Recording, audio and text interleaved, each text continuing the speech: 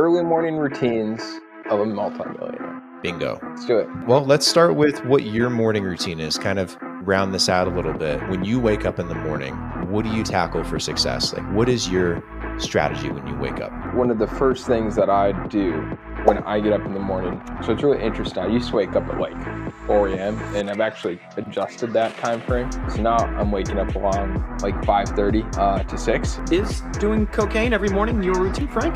Yeah. I immediately get up. I go downstairs. I'm a coffee nut. I have to have my coffee. Americanos, espressos, you name it, I love it.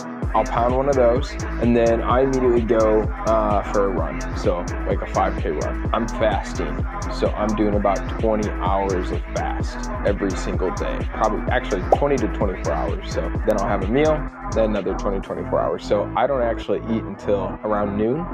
It's kind of the time frame when I eat. So I don't really do breakfast, but